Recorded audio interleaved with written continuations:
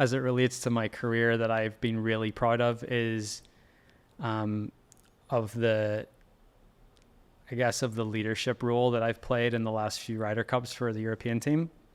Like that is something that I've been, like leadership is something that I've been curious about and something that I've tried to get better at. You know, whenever you get thrust into a situation where you're expected to be a leader, but you've never really experienced how to do that or talk to people how to do that.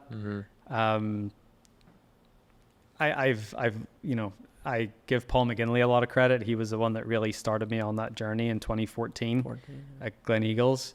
And then, you know, sort of through those the last decade of sort of and learning different styles of leadership and sort of what my style of leadership is and how I can bring people with me and try to lead by example in some way. And like that's something that it's to me, it's important. It's a big achievement in my life. It doesn't really matter to anyone else, but that was the question. That's not the reason. Exactly. Yeah. So, but yeah, that's been something that I'm really proud of over the last 10 years of my career. Yeah, that's awesome. You can see it too. I mean, just I remember when you were quoted earlier in your career about the Ryder Cup and it not being as important to you in comparison to the majors, but I was just finishing the Netflix show, a couple nights ago, and one of my favorite things they showed in that final episode was you in tears at 2021 at Whistling Straits. Yeah. And so you've had a 180 in terms of the level of importance that event's had in your heart, it seems like. Yeah, I think like we all, like, golf is such an individual game, but I think life is such a shared experience. And we talk about this with, going through things with friends and with family. And the Ryder Cup is such a shared experience. And, when you feel like you haven't given your best for the team and that team then loses, it hurts and it, you feel like you've let people down and that's tough. Whistling Straits in 21, I felt like I let my team down. I was supposed to be one of the guys that went out there and won points for the team, and I didn't. But that gave me huge motivation to go to Rome last year and to be better and to be a better version of myself there. And thankfully I was able to summon whatever I needed to win some points and help the team. Yeah. When you talk about leadership, obviously it's such a learning experience of your own personal ways. Yeah. Say if someone was struggling and came to you or didn't come to you and you saw that they needed advice or help, like what would be something that you would do? Yeah, it I think as well, different people respond to different things. So I think you have to be really emotionally intelligent to lead. Empathetic, but lead like a diverse group of people. So the way I would maybe talk to Tommy Fleetwood would be different than the way I would talk to Nicolai Hogart. The way I would talk to, I don't need to lead John Rahm, but like the way I would speak to John Rahm would be different to the way I speak to Bob McIntyre, for example. And I think it is that, being empathetic and trying to figure out what different people respond to in a positive way. Some people need a kick in the ass and some people need a hug. And I've always been someone that needs a hug. I don't do particularly well when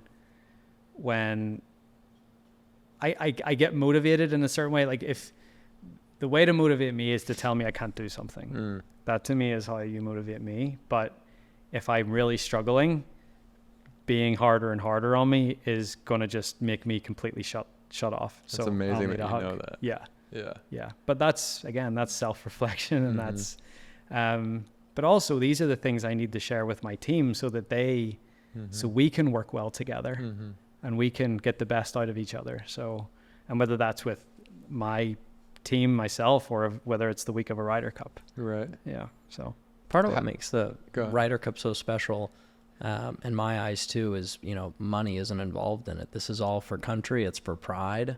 You're representing something that's bigger than you. I mean, when we had Luke on the show, I mean, he was in tears talking about what this meant in his career. This was the shining moment of his career to put this team together. And he had a ton of doubt over his ability to lead a group of men. Mm-hmm. And I love LD, but he's amazing. He's unbelievable. And think of the circumstances that he took that job as well. Yeah. He wasn't supposed to get it.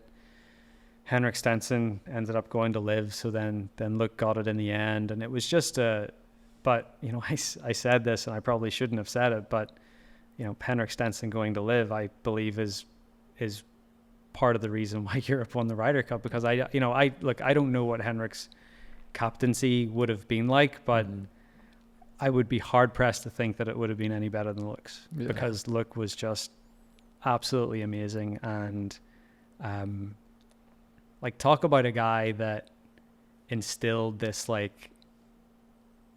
quiet, steely confidence in a team. He didn't need to do much. You just had to look at him that week, and he looked great, didn't look flustered.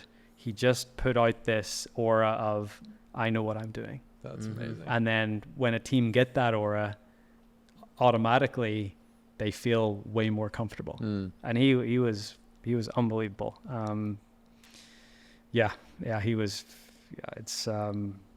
I think it's hard to put into words and describe just how good he was and how much work he put into it. Yeah. And I think it's the preparation piece with Luke that probably made him stand apart from everyone else. Yeah, just so passionate about it. Yeah.